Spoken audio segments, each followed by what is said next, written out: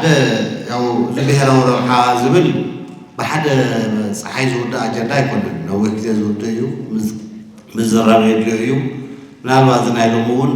ንቐፃላይ በብጉጅለና በብኸባቢና በብፓርቲና በብውዳበና ንኽንዘራረበሉ በሪ ከፊቱ ይኸውን ኢለ ይወስድ እዚ ከም ዓብዪ ነገር ገይረ ይርኦ በቱ ንሕና ነዳልዎ ፕሮግራም አንፃር ግን ሓደ ካልኣይ ከምዚ ዝመሰለ መድረክ እውን ክነዳሉ እሞ እቲ ፐርስፔክቲቭ ንእሽተይ ክፍሕ ክነብሎ ሓሳብ ዘለና ምዃንና ክገልጽ ይደሊ ብሔራዊ ረብሓ ዝበሃል ነገር ኮንቴክስት ስፔሲፊክ እዩ ይብልዎ እዞም ዝሰርሑ ሰባት ማለት ኣብ ሓደ እዋን ዝህሉ ግዜ ኣብ ሓደ እዋን ዝህሉ ፖለቲካል ኢንቫይሮንመንት ኣብ ሓደ እዋን ዝህሉ ነገር መሰረት ገይሩ እዩ ዝወፅእ እምበር ስቕሉ ጀነራሊ ብሔራዊ ረብሓ ተባሂሉስ ሓደ ግዜ ወፅኡ ኣብኡ ዘለኣለም ዝቕመጥ ነገር ኣይኮነን ኣብ ዓድታት እውን ነናይ ባዕለን ናይ ዓደን ኩነታት እዩ ተኣሽሙ ገይሩ ዝመፅእ እዚ ግፍሕ ዝበለ ኮንሰፕት ካልእ ግዜ እውን ክልዓል ዝኽእል ነገር እዩ ዝመስለኒ ጀቢሮም ገሊፅዎ ነይሩ ታክብላ ዝደሊ ነገር ግን ሕዚ ብዘለና ኩነታት ኣብ ትግራይ እቱ መሰረታዊ ብሔራዊ ረብሓና ንረጋግፀሉ መንገዲ ህልውናና ምሕላው ህልውናና ውሑስ ምግባር እዩ ዝብል ትኽክለኛ እዩ ኣነ ኣብ ዝኾነ እዋን እውን ከም ዓብዪ ተኣሽሙ እዩ ዝውሰድ ህልውናና ውሑስ ንገብረሉ መንገዲ ድማ ጥዑይ መንግስቲ ብምሓዝ እዩ ንኩሉ ዘሳትፍ መንግስቲ ብምሓዝ እዩ ብሓደ ፓርቲ ጥራሕ በይኑ ብዝውንኖ ብሔራዊ ረብሓና ምሕላው ኣይከኣልን ምክንያቱ ዓቕምና ስለ ዘይንእክብ ሰብ ፋሕፋሕ ስለ ዝብል ብፍላይ ሕዚ ድማ ዶክተር ሙላት ኣብደን ገሊፅዎ ነይሩ ከመይ ዝመሰለ ፖለቲካዊ ኩነታት ከም ዘሎ ኣብዚ ዘለናሉ ፖለቲካዊ ኩነታት ብሔራዊ ረብሓና ንምርግጋፅ ኩላትና ንእከበሉ ዝበዝሕ ሰብ ዝድግፉ ሓሳብ ኣብ ተግባር ነውዕለሉ ብዙሕ ሰብ ዘይደገፉ ሓሳብ ድማ ይፅንሐልና ንብለሉ ሜካኒዝም ናይ መንግስቲ ሜካኒዝም እዩ ስለዚ መንግስቲ ኣብ ትግራይ ሕዚ ጥዑይ መንግስቲ ክህልወና ግዝያዊ ይኹን ዘይግዝያዊ ይኹን ሻብ ግዜ ዝኣክል መንግስቲ ምቋም እቱ እዋኑ ዝጠልቦ ናይ ትግራይ ግዜ ናይ ትግራይ ዘሎ ፖለቲካል ኢንቫይሮንመንት ኣብ ትግራይ ዘለናሉ ዝተፈላለዩ ትራንዚሽናት ኩሎም ዝጠልቦ ዓብዪ ነገር እዩ ዝብል ኣረኣያ ኣነ ዘለኒ እዚ ተገሊፁ እዩ ብተፈላለየ መንገዲ ግን መረቢልካስ ውሕስ ህልውና ክህልወና ምንታን ንቅድሚት እውን ንዕቤት መሰረት ክነቕምጥ ምንታን ሕዚ እውን መንግስቲ ይሃልወና ጥዑይ መንግስቲ ይሃልወና መሳተፋይ መንግስቲ ይሃልወና ናይ ኩላትና ሓሳብ ዝእክብ መንግስቲ ይሃልወና ውሳነ ወሲኑ ዘፍፅም መንግስቲ ይሃልወና እዚ ከይገበርና ተሪፍና ወይ ውሳነ ወሲኑ ዘየፍፅም ወይ ንኩላትና ዘይዓወፀ ወይ ኣነ ዝበልኩካ ጥራሕ ንስማዕ እንተኮይኑ ናይ ትግራይ ረብሓ የማለን ዝብል ተኣሽሙ ኣለኒ እዚ ንምግላፅ እዩ ካሊእ ዓንቶ ዝተልዓለ ነገር ነይሩ ሓንቲ ትገርም ነገር ኣላ ገሊፀ እያ ክሓልፍ ትደሊ ከምቶም ብፆተይ ዝገልፅዎ ኣብ ቲፒኤልኤፍ ኣብ ገሊ ትግራይ ዝከኣለኒ ነገር ሰሪሐ ዝጠዓሰሉ ነገር የብለይ ብትሰርሕዎ ስራሕ ሕጉስ እየ ብትሰርሕዎ ስራሕ እውን ክሻብ ካብቱ ውድብ ዝወፅእ 87 ዓመተ ምህረት ኢና ወፂና ብሓደ ክሻብ ዝወፅእ እናተመስገንኩ ዝመፃኹ ተጋዳላይ እየ ስለዚ ንታሪኸይ ተኣሽሙ የብለይ ነስሓ የብለይ ታይል ኣትነስሓይናተይ ሓደ ፓርቲስ ብምምሕዳራዊ መንገዲ ስልጣን ይብሓት ዝብል እዩ የጥፋ ዝብል ኣረኣያ እውን የብለይ ፓርቲ ክጠፍእ ዘይኮነስ ፓርቲ ክዓቢ ዘሎ ብምምሕዳራዊ መንገዲ ኩላ ነገር ንሕና ንቆፃፀር ዝብል ኣይኸይድን ህዝቢ ትግራይ ኣይጠቅምን ናብ ውድቀት ኣብፅሒና ኣሎ ስለዚ ብነፃ ውድድር ብናይ ሓሳብ ብልጫ ብናይ ህዝቢ ምርጫ ስልጣን ዝተሓዘሉ ስርዓት ነማዕረሪ እዩ እውነት እዩ ስለዚ ዝለውጡ ዝግበር ነገር ናይ ሪፎርም ምንቅስቃስ ዝበሃል ነገር ንቲፒኤልኤፍ እውን ዘሕዊ ኢለ እየ ዝኣምና ንቲፒኤልኤፍስ ሓድሽ ፓርቲ ኮይኑ ክወፅእ ብምምሕዳራዊ መንገዲ ብኔትወርክ ብግበረለይ ገብረልካ እሞ ዘለኣለም ፀረ ዲሞክራሲ ኮይነ ገለመለ እናበልካ ብምንባር ዘይኮነስ ጥዑይ ሓሳብ ዘለዎም ብዙሓት ሰባት ስለ ዘለዎ እቲ ውሽጢ ንሳቶም ሓሳብ ሒዞም ፀሓይ ዝወቕዖ ነገር ኣምፅኦም ናብ ህዝቢ እናቐረቡ ነቲ ውድብ እናሓደስዎ مسكاليهو ناتوردرو نابلسو سب نامرسو زخدلو بوليتيكاو سرعات نمصي يتاشو انتو يقلت غيرو حدا اللي زعل خدو 50 عام زغودو بس حدا سبين كفصي يخد ግን ኣብ ልዕሊ ጸለመን ሓሜትን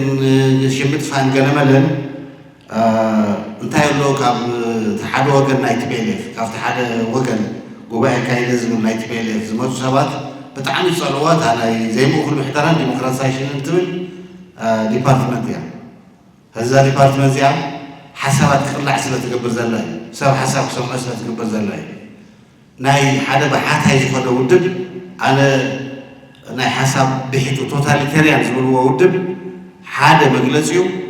ናይ ሓሳብ ምምንጫውን ምስርጫውን ብሞኖፖል ክሕዝ ዝደሊ ዛ ትግበር ዘላ ዋዕላ እዚኣ ተፍርስ እያ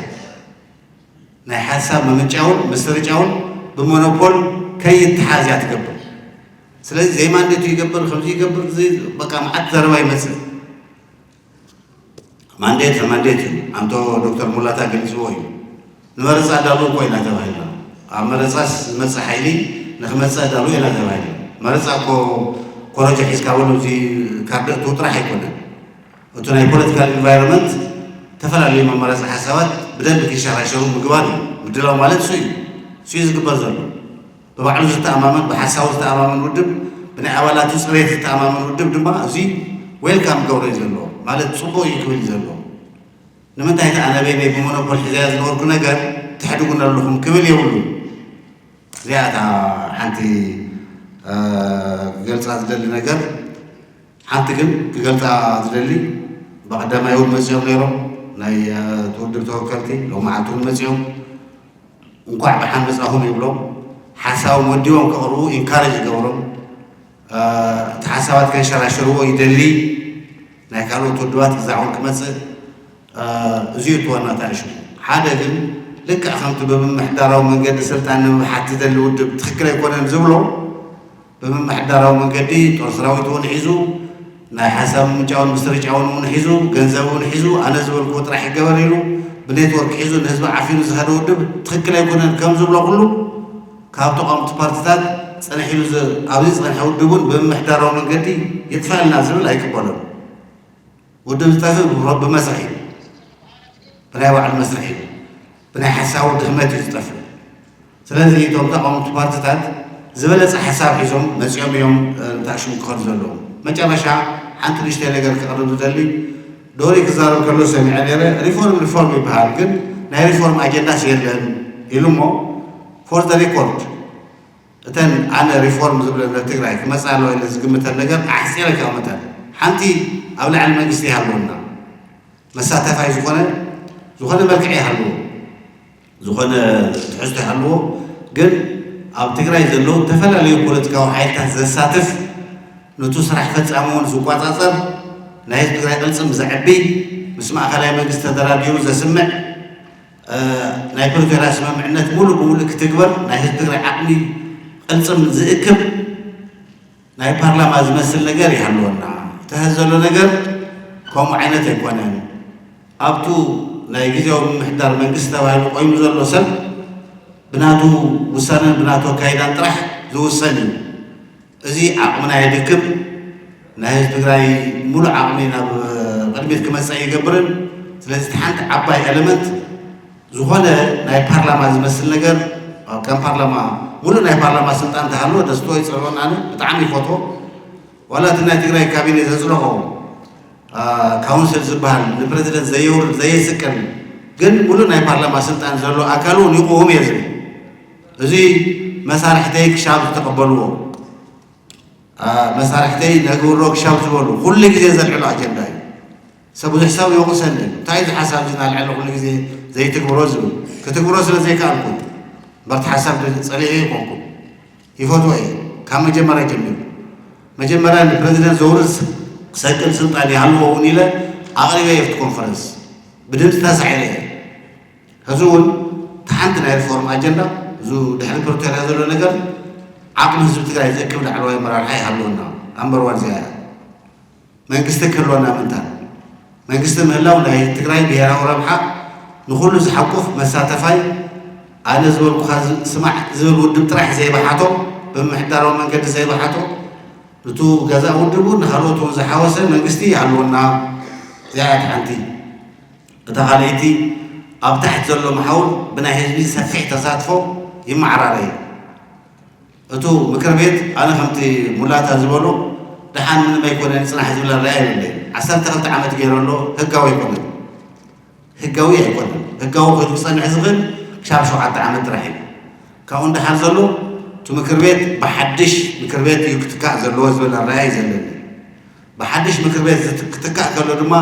منسي مهور نافتهم ناي وردا ناي كتما كنتيماتا من مكر بيتات بزعك اتو دلي ناي ولدو مهور راس كله منتان كم تعانتو دجازر على زر عقلهم كسبهم كنا نعمس كيولو منتان بسرعات افتن كتماتات افتن ورداتات تو مهورات مناسي ناي وردا بيت مخر حلفتي قوم خوينا مستمرت دما ناي وردا من محدرن كتلن بعلم زبوت زوردو خودي يزدلي زيتو اذا خمس مثلا نجر نتوم حدشت مناسي ولدو قفح بري خفتلهم نفسر عن خاطو لمد نخرجوا يقوروا ما راح تكون فلت يقورنا بودر دما كتماتاتهم ورداتهم نامع ولول يخدوا نابر تعون يخدوا بخمسين مسألة بناول كسبات برجع كل ده حني بزمن زي كونس قفح برا تخفيت لهم بملو عقمهم أبناء وردان ناي كتمان مكربيتات آتيهم مراحتي مريصهم كبابيهم علميهم ناي من أسهل ناي سراح حدل فتيرهم تقول زكبر نجار كوانا بزولة ناقور خودي يزدلي سلزي تخليتي ناي ريفورم أجندة يزوس لأنا ناي وردا ناي كتما بيت مخرطات كمتو ناي تقرأي كونستيوشن زفقدهم ناي تقرأي كونستيوشن بقلت أغميتي تنشوي ناود بيت صحفت سب نامدبه ناي ورداتات بنيتورك سرح ناقور يشوي ومبر ناي ودب تو هجا منقستي سب علي برازيل تخليتي ناي الفورم أجندة زي آية أبدا ناي هزوان زين تتغيرن وتناي تقرأي ناي بوليتيكا لاندسكيب كيري قال يوم مهراوي ملكة كاتريوا يفتر يوم منقست زي لس ريفورم يبلو زعم كوني يفتر يوم ريفورم زبال زلكو أتو أتحساسوا ناي بوليتيكا أتحساسوا ناي بوليتيكا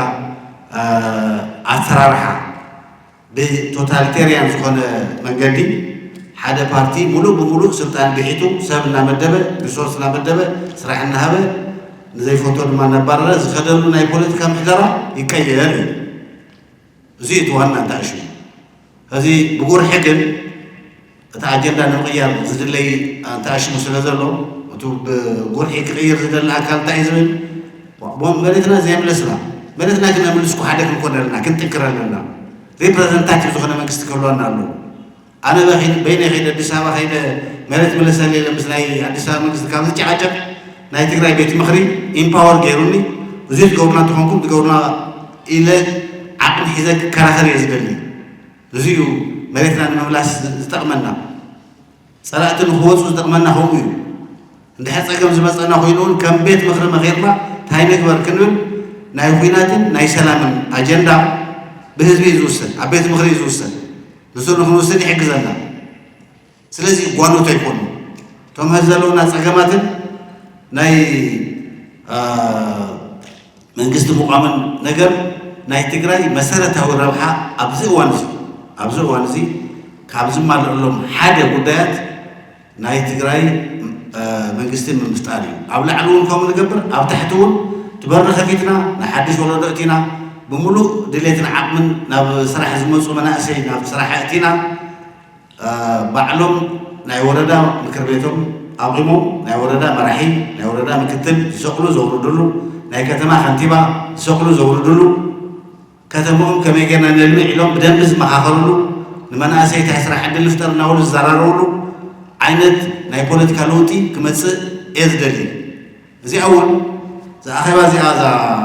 دون حدا جروب نايت ميل يفصلوا ناي زي سروح الناس رح ريفورمنا ولا قلب الأزولوا كان أيضا أجندة زيادة أنا بزمان استكشاف ذهنه كل جزء تجورا كسرحي عند حر توم سايزلو أين قبلنا يلومني